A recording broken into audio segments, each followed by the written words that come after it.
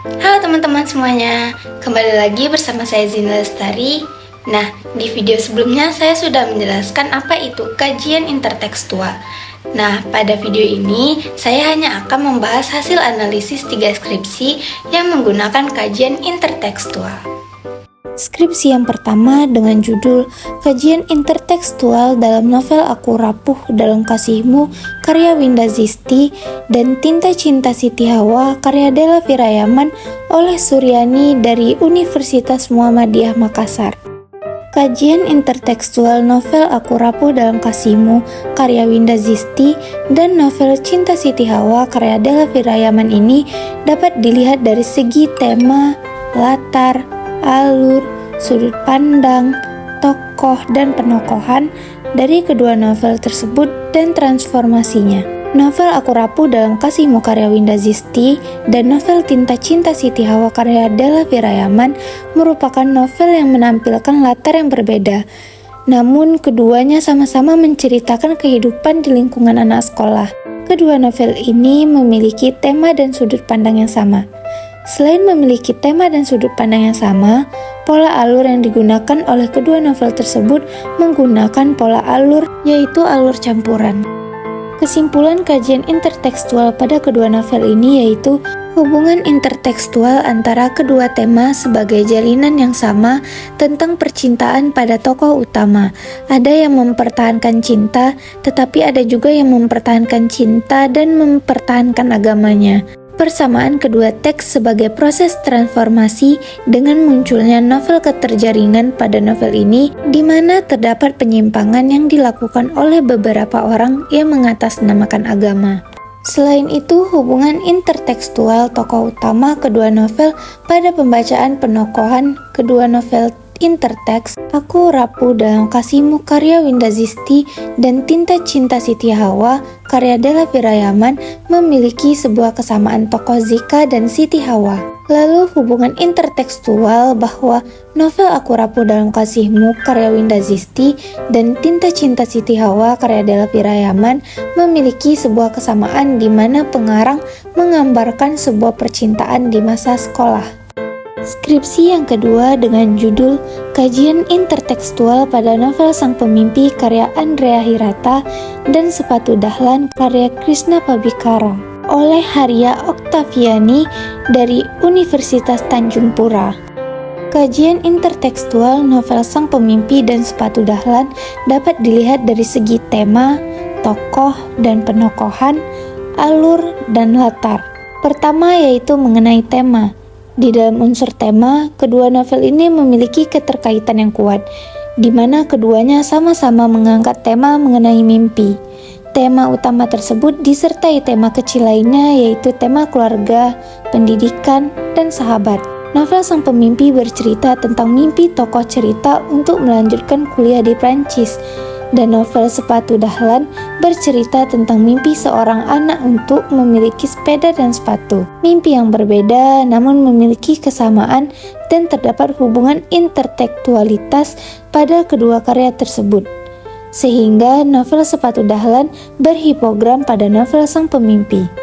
Kedua, mengenai tokoh dan penokohan.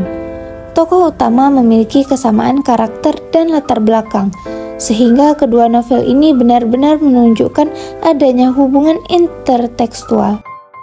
Pada kedua kutipan yang telah saya tayangkan di slide sebelah, terlihat bahwa latar belakang kedua tokoh sama, yaitu berasal dari keluarga miskin yang tidak menyerah untuk mendapat pendidikan dan berani untuk memiliki mimpi dalam kemiskinan mereka. Yang ketiga adalah pada masalah alur cerita. Kedua novel tersebut memang memiliki perbedaan pada alur. Novel Sang Pemimpi memiliki alur maju mundur dan Sepatu Dahlan memiliki alur maju. Terlihat pada kutipan pada novel Sepatu Dahlan, tak ada suara, hanya helaan nafas bapak yang terdengar lebih keras. Ibu juga terdiam, tak bereaksi apa-apa. Hening, senyap, suara jangkrik dan binatang malam di luar rumah terasa nyaring di telinga. Aku duduk, tertunduk. Jika bapak sudah berkata begitu, tak seorang pun di antara kami yang bisa mengubah keputusan itu. Sedangkan pada novel Sang Pemimpi, kutipan teksnya, Jantungku berayun-ayun, seumpama puncak yang dihantam beruntun seorang petinju. Aku berjingkat-jingkat di balik tumpukan peti es. Kedua kakiku tak teguh, gemetar. Bau ikan busuk yang merebak dari peti-peti amis. Di ruangan asing ini, sirna dikalahkan oleh rasa takut. Keduanya adalah teks dalam latar suasana yang sama. Kedua tokoh sedang merasa takut dan tegang. Namun pada teks Sang Pemimpi, hal itu dialami tokoh di awal cerita. Pada saat mengalami hal itulah, tokoh mengenang kembali masa kecilnya bersama sahabatnya. Berbeda dengan teks Sepatu Dahlan yang merasakan ketakutan karena tidak berani membantah perintah ayahnya untuk masuk sekolah pesantren. Dan kisahnya berawal dari pesantren tersebut hingga akhir cerita. Dan pada tahapan alur, keduanya menunjukkan persamaan, khususnya pada tahap konflik, klimaks, resolusi, dan denomen. Dan yang terakhir adalah latar. Dari kedua kutipan di atas menunjukkan bahwa keduanya berlatarkan tempat yang berbeda. Meski tidak menunjukkan tempat yang sama, namun keduanya sama-sama menggambarkan keadaan latar tempatnya dengan cara yang sama, yaitu dengan mendeskripsikan kedua latar tempat tersebut. Kesimpulan yang dapat diambil dari kedua novel ini yaitu novel Sepatu Dahlan berhipogram pada novel Sang Pemimpi. Hal ini terlihat pada hasil analisis yang dilakukan pada 4 masalah, yaitu tema, tokoh, dan penokohan, alur, dan latar. Pada masing-masing analisis, karya Krishna Pabikara, yaitu novel Sepatu Dahlan, menunjukkan adanya hubungan intertekstual dengan karya Andrea Hirata. Hubungan intertekstual tersebut sangat tampak jelas pada analisis masalah tema. Keduanya mengangkat tema yang sama, yaitu mimpi, pendidikan, keluarga, dan persahabatan. Lalu juga tampak beberapa tokoh tambahan yang memiliki kesamaan karakter, dan tokoh utama kedua novel ini menunjukkan karakter yang sama dengan latar belakang yang juga tidak jauh berbeda. Selain itu, pada alur mulai tampak bahwa karya Krishna Pabikara mengalami kreasi penulisan. Novel Sepatu Dahlan memilih alur maju dalam ceritanya, dan Sang Pemimpi memilih alur maju mundur atau campuran. Tetapi dalam tahapannya tetap terlihat Sepatu Dahlan masih berhipogram pada Sang Pemimpi.